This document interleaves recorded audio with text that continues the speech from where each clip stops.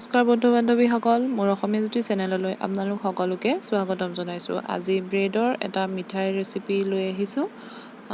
ইয়াৰ বাবে মই লৈছোঁ 5খন ব্ৰেড, ছাইডবোৰ কাটি লৈছোঁ এইদৰে। আৰু লৈছোঁ এয়া মিল্ক মেইড, এয়া লৈছোঁ চেৰি, নাৰিকলৰ গুড়া, ইলাচি, কাষ্টাৰ্ড পাউডাৰ, আমুল গাখীৰ আৰু এয়া হৈছে ফুড কালাৰ।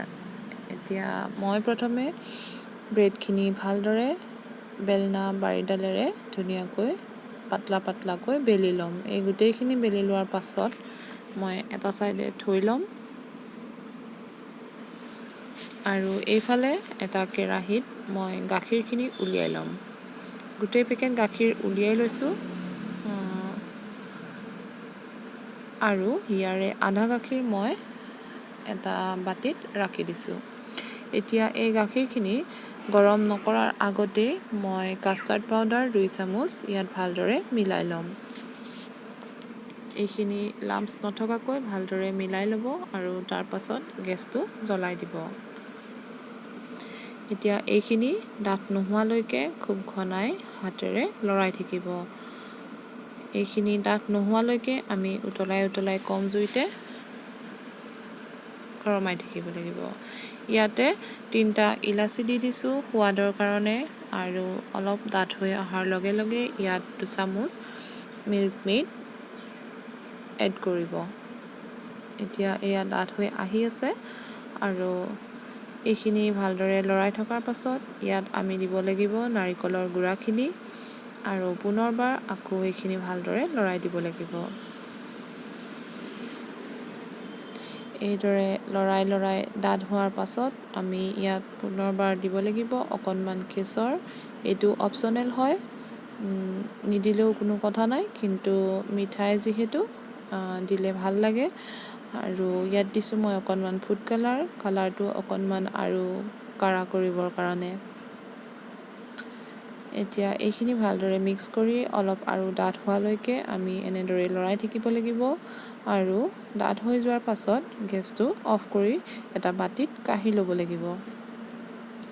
এইখিনি লাহে লাহে ডাঠ হৈ আহি আছে আৰু এয়া আমাৰ এইখিনি ধুনীয়া এটা কালাৰ উঠিছে আৰু এতিয়া এইখিনি উতল আহি গ'ল, আমি এটা বাতিত কাঢ়ি ল'লোঁ। এতিয়া ব্ৰেড কেইখনৰ ওপৰত অলপ গাখীৰ দি ল'ম।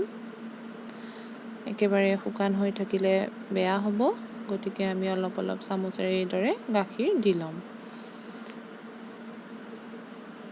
আৰু ইয়াৰ পাছত এইটো বহুত বিভিন্ন ধৰণৰ শ্বেপত বনাব পাৰি, কিন্তু একদম সহজভাৱে বনাব পৰাটো যিহেতু দেখুৱাইছোঁ সেইবাবে মই এনেদৰেই বনাইছোঁ। এতিয়া ইয়াত এইখিনি আমি ভালদৰে ইলাচিকেইটা গুচাই দিছোঁ, কাৰণ গোটা ইলাচিকেইটা মুখত লাগিলে হয়তো বেয়াও লাগিব পাৰে, গতিকে মই আঁতৰাই দিছোঁ আৰু এইখিনি এনেদৰে মই একাষৰীয়াকৈ ৰাখি থৈ যাম। পৰিমাণটো সৰহ দিলে খাই ভাল লাগিব আৰু ইখনৰ ওপৰত সিখনকৈ ব্ৰেডবোৰ জাপি মই এই পেষ্টটো লগাই যাম।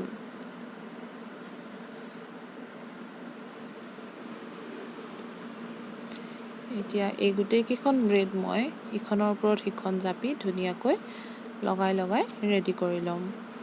আপোনালোকে আপোনালোকৰ নিজৰ শ্বেপ অনুযায়ী যেনেধৰণে বনাব বিচাৰে তেনেধৰণৰেই বনাব পাৰিব।